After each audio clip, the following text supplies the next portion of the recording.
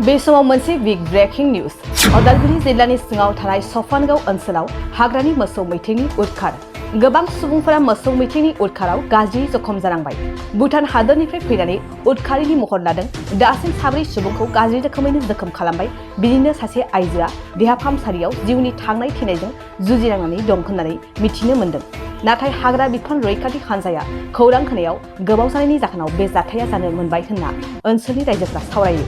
जाथाय जानाय समाव हाग्रा बिफाननि फरेस्ट बिफाना सौफैयाखैमोनब्लाबो दसे समनि उनाव नुजाथिफैयो लोगोसे बिटिआरनि मावफुं सोद्रोमा रनजित बसुमतारी बिथाङाबो बे जाथायखौ लानानै थाबैनो हाग्रानि मैथें मोसौखौ हमनायनि गोख्रै हाबा मावनांगौ होननानै अदालगुरि हाग्रा बिफानखौ बिथोन होयो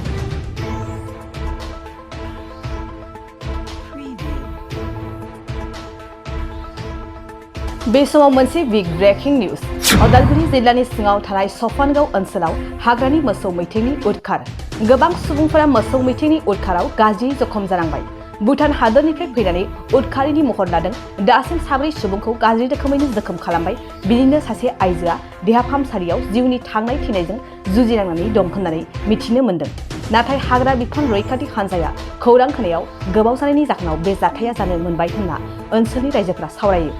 जाथाय जानाय समाव हाग्रा बिफाननि फरेस्ट बिफाना सौफैयाखैमोनब्लाबो दसे समनि उनाव नुजाथिफैयो लोगोसे बिटिआरनि मावफुं सोद्रोमा रनजित बसुमतारी बिथाङाबो बे जाथायखौ लानानै थाबैनो हाग्रानि मैथें मोसौखौ हमनायनि गोख्रै हाबा मावनांगौ होननानै अदालगुरि हाग्रा बिफानखौ बिथोन होयो नोंथाङा सरखारि साख्रि नागिरदोंना नोंथांनि थाखाय मोनसे गोजोनथाव खौरां नोंथांनि थाखाय दं एडुकेट पइन्ट जेराव नोंथाङा सोलोंथाइ लानायनि गेजेरजों सरखारि साख्रिनि गुबुन गुबुन रोखोमनि गोब्राब आनजादफोरखौ उथ्रिसारनो हागोन आरो गावनि आथिङाव गसंथानो हागोन बे एडुकेट पइन्टआव नोंथांमोना एसएससि बैंक पिअ बैंक क्लार्क बैंक एसअ UPSC FSC defence railway state insurance एएअ एडिअ एसिस्टेन्टजों लोगोसे स्टेट लेभेल जब आरो माखासे सरखारि साख्रिनि आनजादाव गोनांथि जानाय आयदाफोराव सोलोंथाइ लानो हागोन मख'नो गोनांदि बे सोलोंसालियाव साख्रिनिल' नङा बेयाव एमबिए आरो सैनिक स्कुल बायदियाव एडमिशननि थाखाय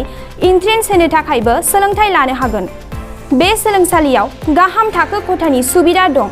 आरो सम मथे नोंथांनि सोलोंथाइखौ बे सोलोंसालियाव होनाय जागोन बेखौबो मिथिनांगोन दि बे एडुकेट पइन्टआव सोलोंथाइ लानानै बावैसो 2021-22 इं मायथाइनि एसएससि जिडिनि आनजादाव गासै 11 सा सोलोंसाफोरा उथ्रिसारनो हादों